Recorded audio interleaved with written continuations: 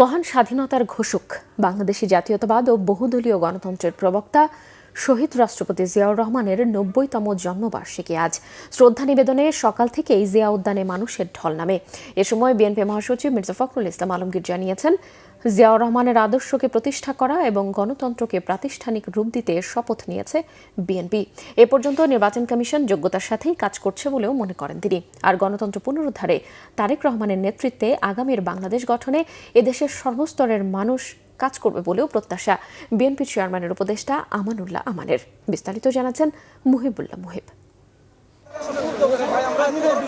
মহান স্বাধীনতার ঘোষক বিএনপির প্রতিষ্ঠাতা শহীদ রাষ্ট্রপতি জিয়াউর রহমান বীরোত্তমের ৯০তম জন্মবার্ষিকী উপলক্ষে তার প্রতি শ্রদ্ধা জানাতে শেরেবাংলা নগরে ঢল নামে বিএনপির অঙ্গ ও সহযোগী সংগঠন সহ নানা শ্রেণী পেশার মানুষের।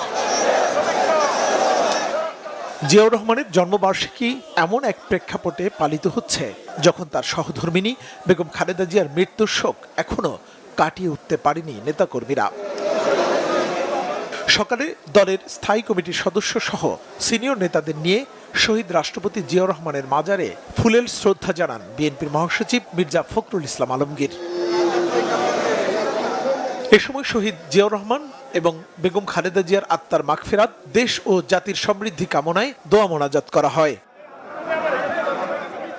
পরে বিএনপির মহাসচিব মির্জা ফখরুল ইসলাম আলমগীর আশা প্রকাশ করেন, আগামীতে নির্বাচন কমিশন যোগ্যতার সাথে নির্বাচন পরিচালনা করবে।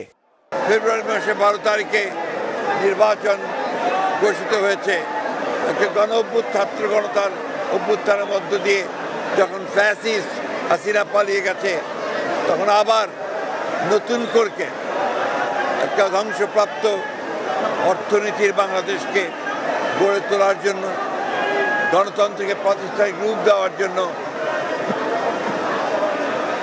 আমরা আজকে এখানে শপথ নিয়েছি এবং এই শপথের মধ্য দিয়ে বাংলাদেশ জাতীয়তাবাদী দল ও সমস্ত অঙ্গ সংগঠন বাংলাদেশে শহীদ জিয়ার যে আদর্শ, সে আদর্শকে এখানে বাস্তবায়িত করবে, এই শপথ আমরা আজকে এখানে নিয়েছি। জিয়াউর রহমানের মাজারে শ্রদ্ধা জানায় ছাত্রদল, যুবদল, স্বেচ্ছাসেবক দল, কৃষক দল, তাঁতি দলের নেতাকর্মীরাও।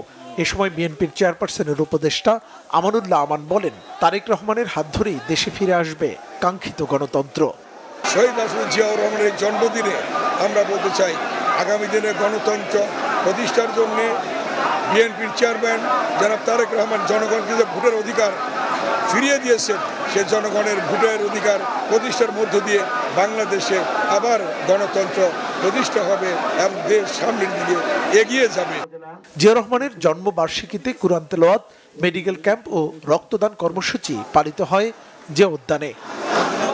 মুহিবুল্লাহ মুহিব, বাংলা ভিশন, ঢাকা।